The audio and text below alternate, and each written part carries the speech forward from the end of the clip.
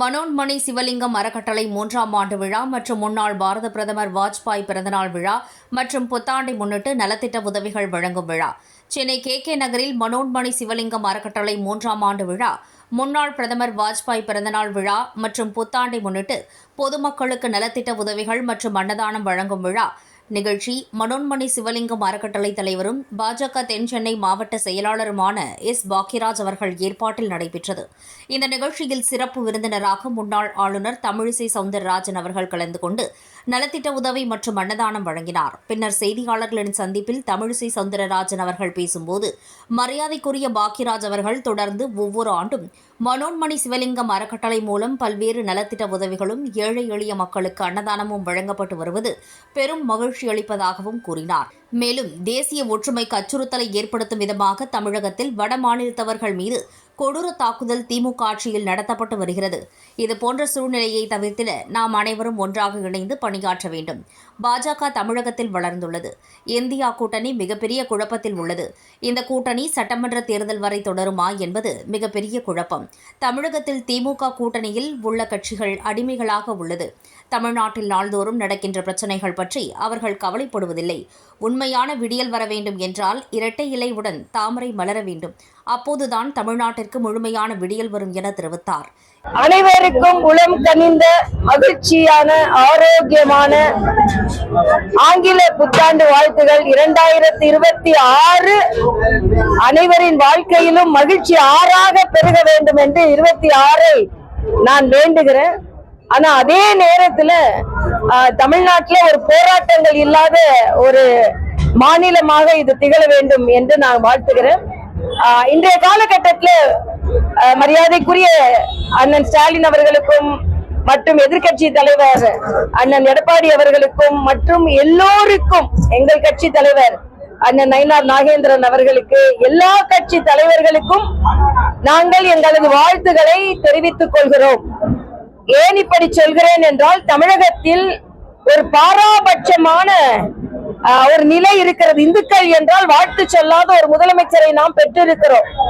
அது மட்டும் இல்ல, இன்றைக்கு எல்லோரும் சமமாக வாழ வேண்டும், வந்தாரை வாழ வைக்கும் தமிழகம்.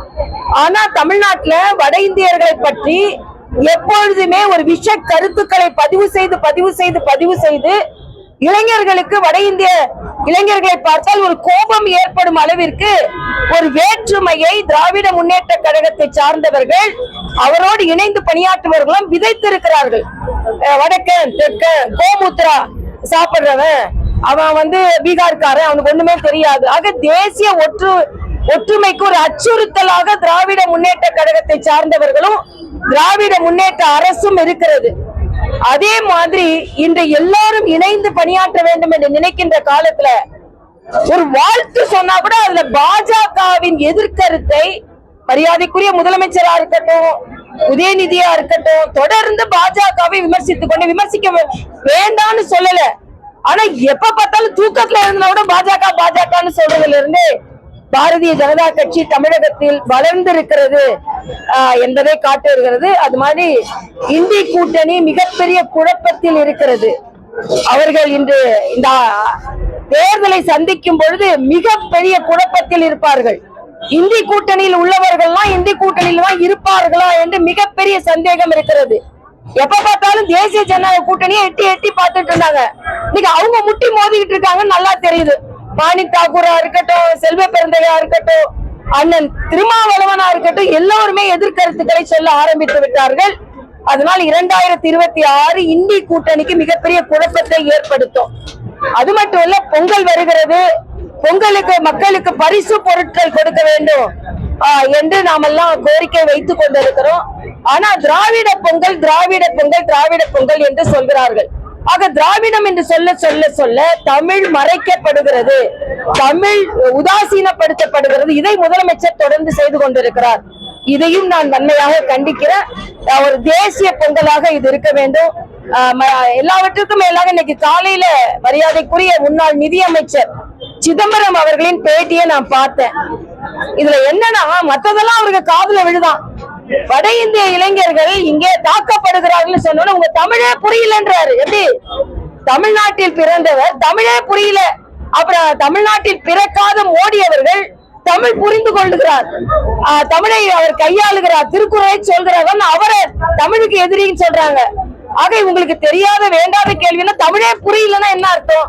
அது மட்டுமல்ல, தமிழகத்தில் உள்ள கடனை பற்றி ஒரு இடத்துல கடன் இருந்தது என்றால் அது சாதாரண கால்குலேஷன். அது கடன் அதிகமா இருந்தா அதுக்கு வட்டி கட்ட வேண்டியிருக்கும். அந்த வட்டி அந்த மக்கள் தலைமையிலதான் விழும். ஆனா என்னமோ கடன் வாங்குறது கூட ஒரு பிரச்சனை இல்லை. கடன் எப்படி ஒரு 5 ஆண்டுகளுக்குள் 2 மடங்கு ஆகியிருக்கிறது தமிழகத்துல உள்ள கடன். ஆக இவங்க எல்லாம் இப்ப பேசும்போது எதிர்கட்சி ஆளும் போது இதே அண்ணன் ஸ்டாலின் கடன்ல மக்கள் எல்லாம் மூழ்கி கொண்டிருக்கிறார்கள் என்று 2 மடங்கு கடன் வாங்கிட்டு கடன் வாங்குறதுலாம் ஒண்ணும் பெரிய பிரச்சனையே இல்லை, அது எந்த தாக்கத்தையும் ஏற்படுத்தாது என்று முன்னாள் நிதியமைச்சர் வரைக்கும் சொல்லக்கூடிய ஒரு சூழ்நிலை இன்று எவ்வளவு அடிமைத்தனமாக இந்த ஆட்சியில் இவர்கள் எல்லாம் செயலாற்றுகிறார்கள் என்று தெரிகிறது. இன்னொரு கட்சி அடிமை அடிமைன்னு சொல்லிக் கொண்டிருக்கிறார்கள். இன்னைக்கு திமுக இந்தி கூட்டணியில் உள்ள கட்சிகள் தான் அடிமையாக இருக்கிறார்கள். வேங்கை வயலில் உள்ள பிரச்சனையை கேட்கறதுக்கு அந்த திருமாவளவனுக்கு முக்கியம் இல்ல, அடிமையாக இருந்து கொண்டிருக்கிறார்கள். துப்புரவு தொழிலாளர்கள் அங்கே போட்டு மிக கடுமையாக போராடி கொண்டிருக்கிறார்கள். ஓய்வூதியம் கேட்டு தொழிலாளர்கள் போராடி கொண்டிருக்கிறார்கள், செவிலியர்கள் போராடி கொண்டிருக்கிறார்கள். ஆக நாங்கள் உழைப்பாளிகளுக்கு என்று சொல்லுகின்ற கம்யூனிஸ்டுகள் இந்த அறிவாள அடிமைகளாக போய் கொண்டிருக்கிறார்கள். ஆக இன்னைக்கு யாரு இவர்கள் எல்லாம் இன்னைக்கு திருமாவளவன் கேட்க மாட்டேன்றாரு, கம்யூனிஸ்ட் கேட்க மாட்டேன்றாங்க, காங்கிரஸ் அப்படியே விழுந்து கிடக்குறாங்க. இவங்க எல்லாம் இங்க அடிமையா இருந்துட்டு ஏதோ பாஜக அதிமுக கூட்டணி அடிமை கூட்டணி, அடிமை கிடையாது. அதாவது உதயநிதி பழைய அடிமைகளா புதிய அடிமைகளா? ஆக யாருமே அடிமைகளை அடித்து நொறுக்க போகிறவர்கள் உங்களை அடிமைகள் கிடையாது. அதனால முதல்ல நீங்க உங்களது பலவீனத்தை புரிந்து கொள்ளுங்கள். மக்கள் எல்லாம் எதிரா இருக்கிறாங்க. நாடு அந்த வட இந்திய மாணவர் அந்த இளைஞர் திருத்தணியில மட்டும் இல்ல, கோவையில ஒரு ஹோட்டல்ல பணிபுரிகிற ஒரு வட இந்திய இளைஞர் கொல்லப்பட்டு இருக்கிறார். ஆக தமிழ்நாட்டுல ஒரு வேற்றுமையை விதைத்துக் கொண்டிருக்கிறார்கள். உதாரணத்திற்கு திருப்பரங்குன்றம், மரியாதைக்குரிய தர்மேந்திர பிரதான் அவர்கள் திருப்பரங்குன்றத்துல விளக்கு ஏற்றணும்னு சொன்னா உடனே கனிமொழி அவர்கள் முதல்ல நீங்க இதை பேசுங்க அதை பேசுங்கன்னா அவங்க எல்லாவற்றையும் பேசுவார்கள். மரியாதைக்குரிய தர்மேந்திர பிரதான் அவர்கள் நியாயமான கோரிக்கை வைத்தால், உதாரணத்துக்கு நான் புதுச்சேரியில எல்லோருக்கும் சமமான கல்வி கிடைக்க வேண்டும் என்று எல்லா அரசாங்க பள்ளிகளையும் சிபிஎஸ்இ பள்ளிகளை மாத்திருக்கோம். சிபிஎஸ்இ பள்ளிகளை மாத்திர உடனே தமிழே போயிடும் அப்படின்னாங்க. தமிழ்ல சிபிஎஸ்இ புத்தகங்கள் கொண்டு வந்தோம். அதனால நீங்க எவ்வளவுதான் சொல்லிக் கொண்டிருந்தாலும் பாஜக, அதிமுக மற்றும் அதோடு சேரப்போகின்ற கட்சிகள் எல்லாரும் இந்த 2026 ஒரு வெற்றி பெறுகின்ற கூட்டணியாக அமையும் என்பதில் எங்களுக்கு எந்த சந்தேகமும் இல்லை. இந்த நிகழ்ச்சியில் பெருந்தலைவர் மக்கள் கட்சித் தலைவர் NR தனபாலன், பாஜக மாநில செயலாளர் கராத்தே தியாகராஜன், தென்சென்னை மாவட்ட தலைவர் சஞ்சீவி, மத்திய அரசு நலத்திட்ட உதவி பிரிவின் மாநில தலைவர் மயிலை ராஜா மற்றும் பாஜக மாவட்ட நிர்வாகிகள், தொண்டர்கள் என திரளாக கலந்து கொண்டனர்.